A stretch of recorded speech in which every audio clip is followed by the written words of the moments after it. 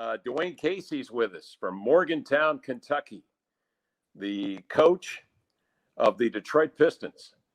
Coach Casey, how are you, sir? Doing great, Kev. Doing great. Enjoyed yours and Will's stories about Michael's. Brought back some good memories and some bad memories.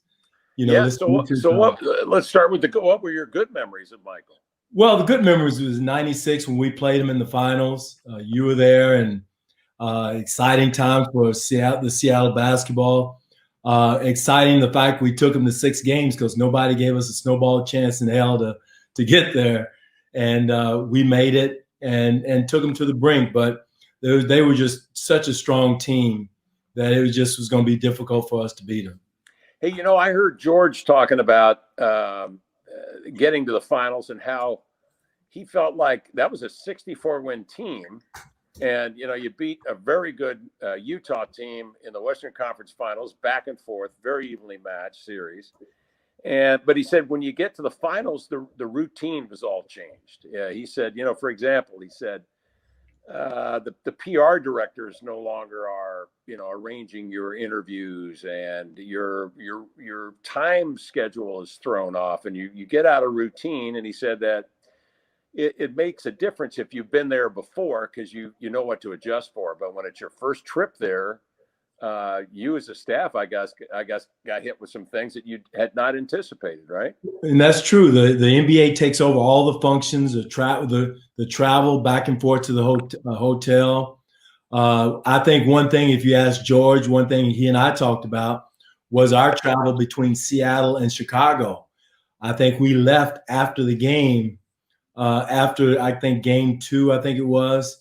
And it just totally wiped us out. We didn't get in, if you remember, to like 3 or 4 in the morning. And that was something I think if George had to do over again, he would do it differently. We've talked about that. And so all those little nuances and those little things that go on as far as travel, PR, media availability, the time of practice, and all those things are really, really different and very strict as far as the NBA is concerned. And they're different. But we hadn't been there before to the finals.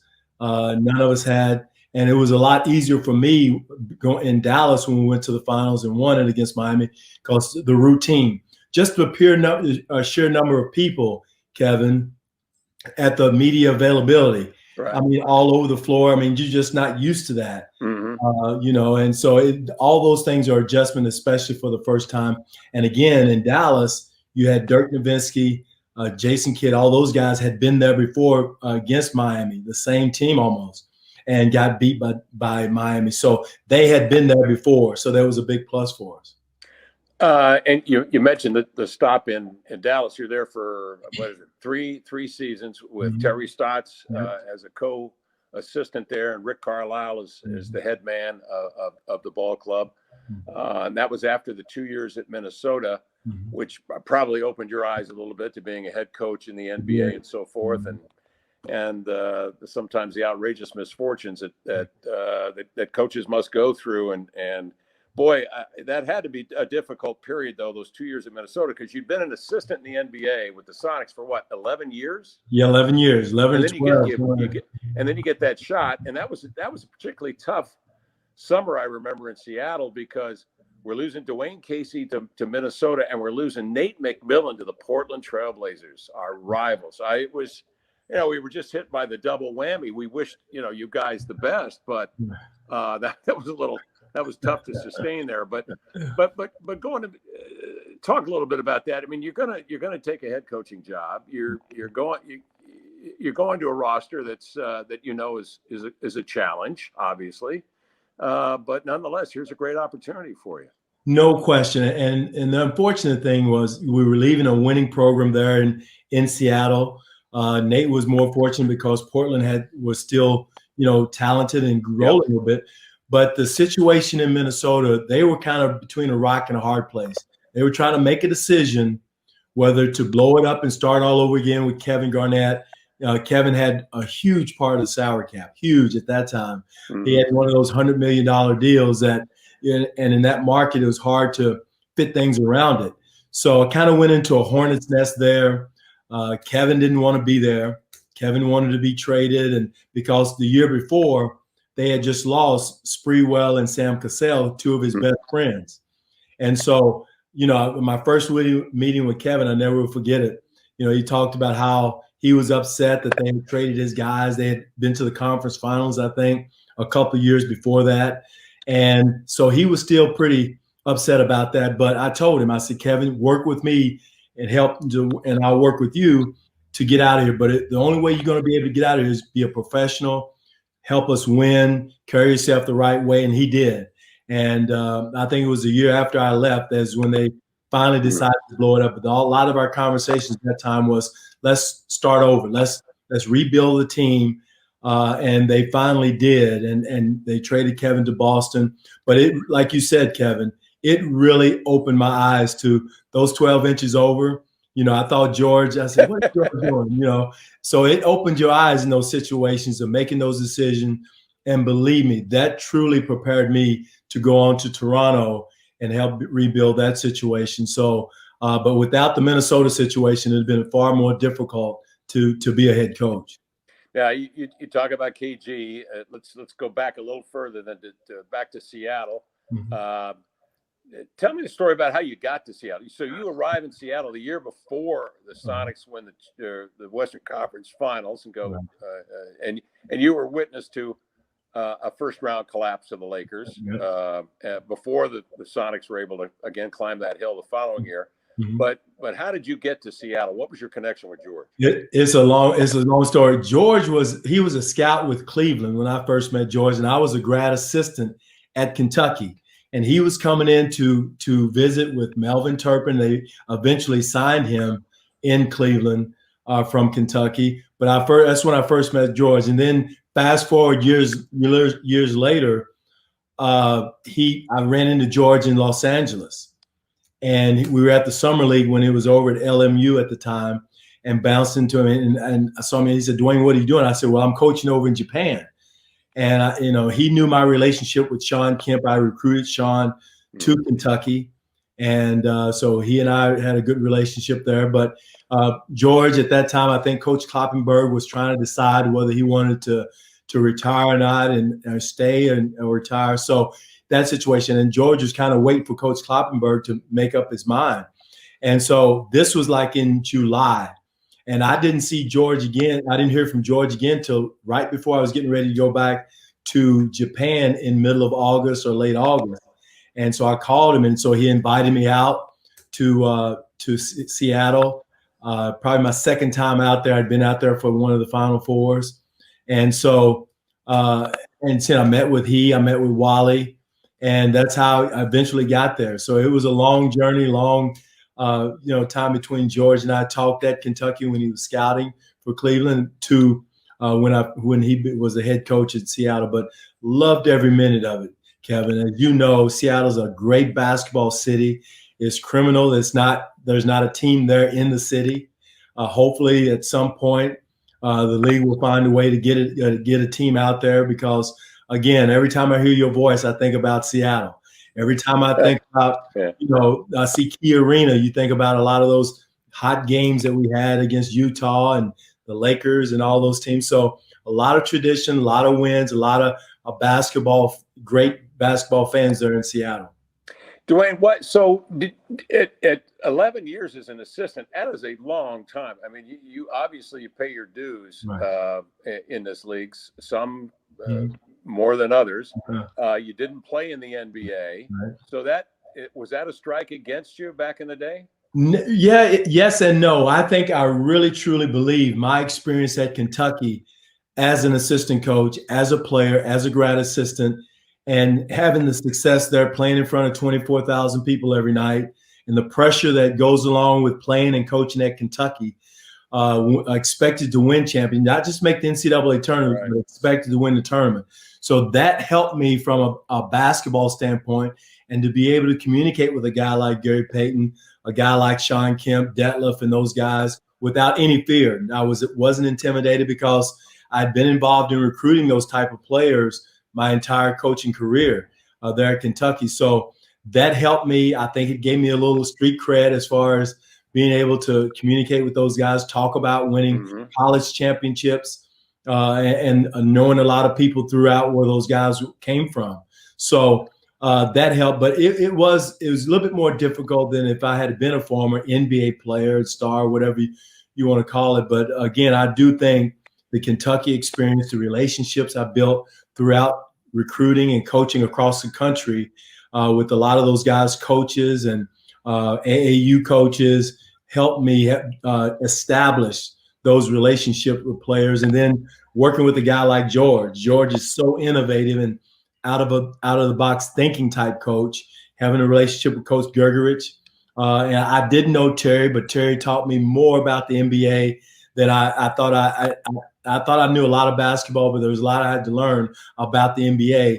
And I will always be indebted to Terry for teaching me the little nuances about the game. Just finished up your second year at Detroit, 7 very successful years at Toronto. Let's talk about Toronto. Your last year there, you win 57 games.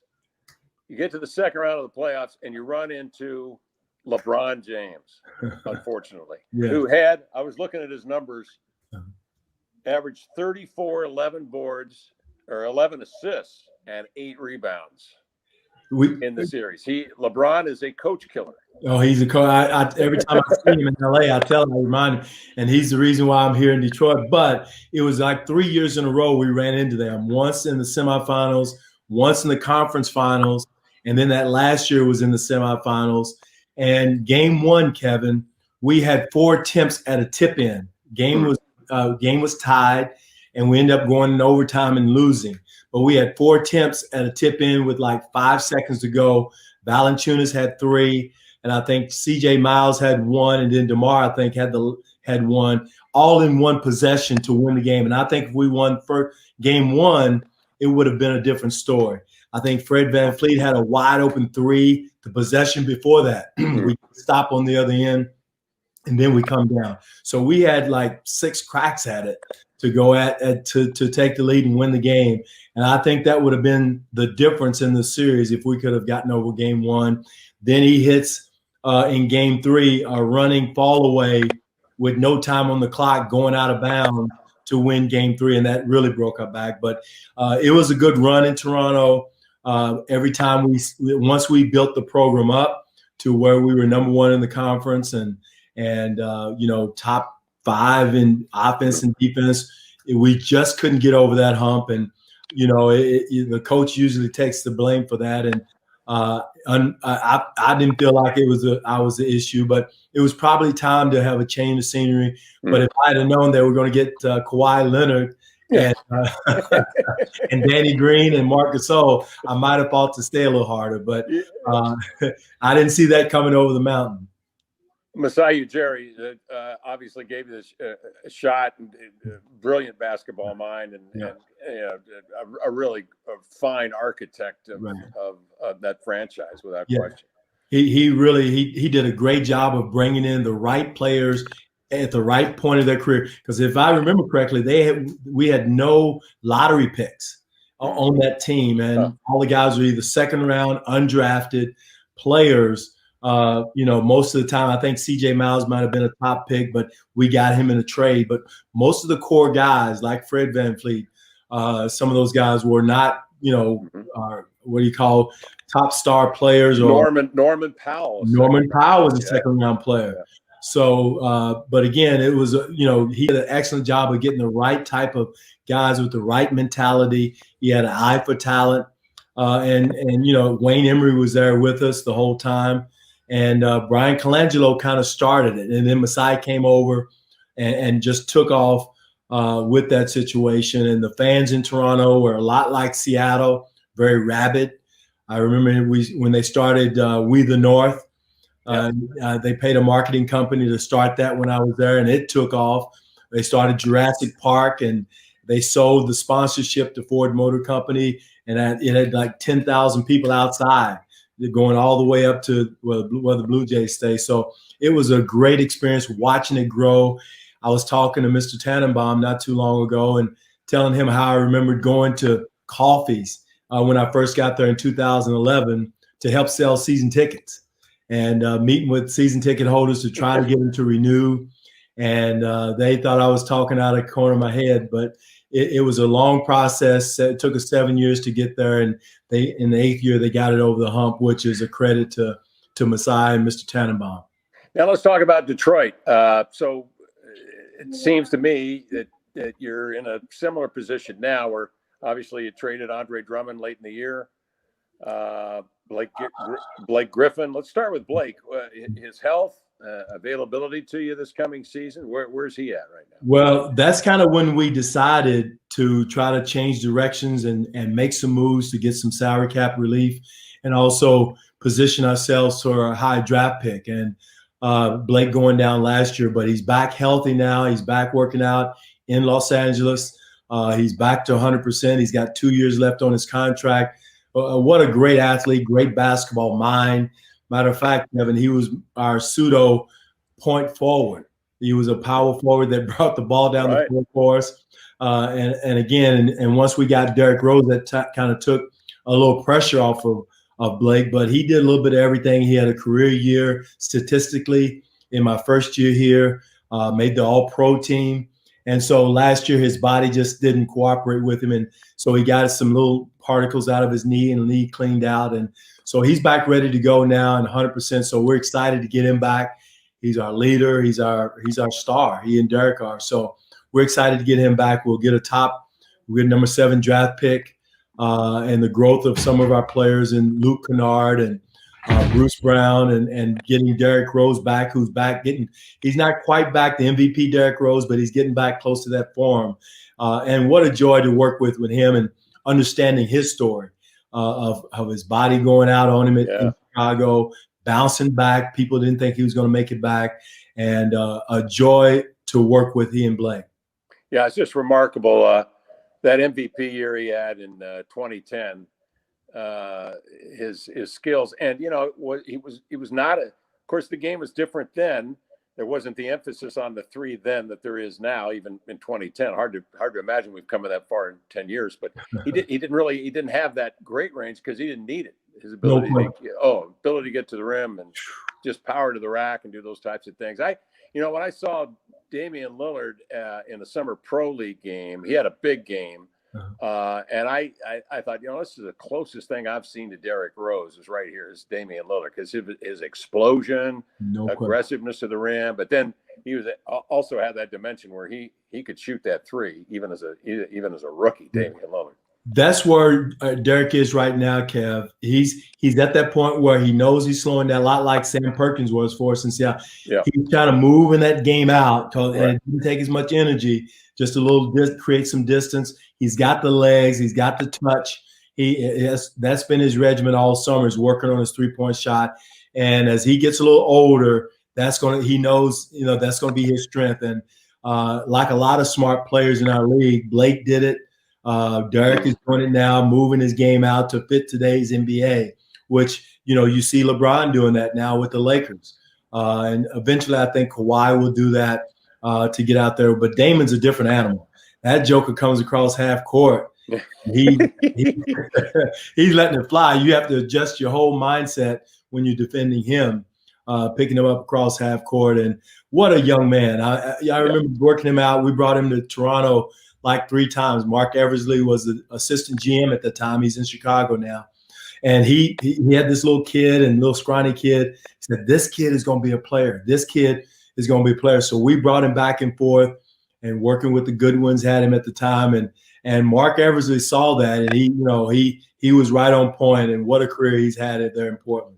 Yeah, he has been phenomenal. Talking about young talent, let's go back and talk Shawn Kemp a little bit, because fans love to hear Kemp stories. And I talk about modern players and comparing Shawn to some guys in the league as it is now. And Blake Griffin, obviously, with his power and ability to get to the rim and contort in the air and so forth. Giannis, I think, people ask me what kind of game did Kemp have, and I said, well, you watch Antetokounmpo, but Shawn was able to step out, and he could again, the emphasis wasn't on threes, but he could shoot threes, and he had that gorgeous jump shot, could face up, and then had all the power and that explosion that obviously Giannis and Blake have. Mhm. But I mean, am I missing anybody when you come to contemporary players and try to compare them to what Shawn Kemp had at the time?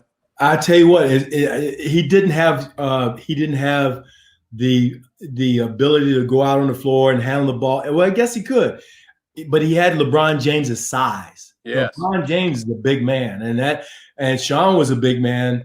He wasn't as thick as LeBron is, but probably the same height if you had their true height, true measurements. But I remember watching Shawn as a 10th grade. I started recruiting him when I was at Kentucky, when he was in the 10th grade at Elkhart High School. And I said, and I followed him, recruited him hard, was going against Indiana, North Carolina, I mean, Notre Dame. And he was right there in Elkhart, Indiana. So Coach Phelps could go back and forth over there and see him all the time out his back door.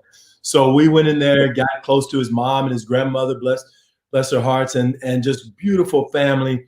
And Shawn Woods, who his family was from Lexington, works for Sally Van Line and his uncle was a great basketball fan. Shawn Woods and Shawn Kemp played on a summer league team coached by Bobby Knight's son.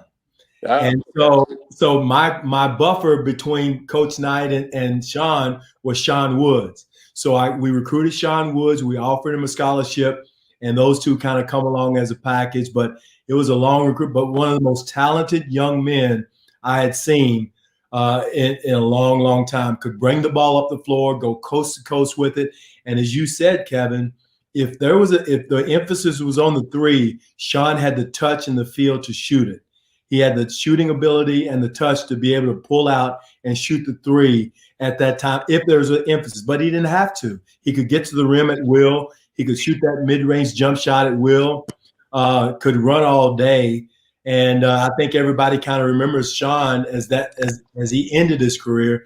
But he was as sleek and like a gazelle early in his career. And that's what I'll always remember Shawn. And what a basketball, just a gift. If you look in the dictionary as an NBA player, even in high school, that was Shawn Kemp, and just a tremendous player, one of the best I've been around.